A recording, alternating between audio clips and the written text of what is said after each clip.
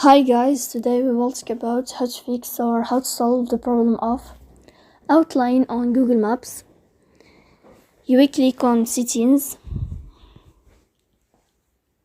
In this page you can click on apps, default apps, app settings. In this sign you can search about Google Maps and you will click. Then you can click on first stop and you can click OK. After that you'll enter to the window of storage. Here you can click clear cache. In the end you can go to Play Store. You can search about Google Maps here and you can enter.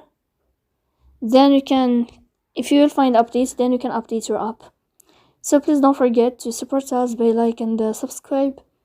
See you next time in another video, and thank you for your attention.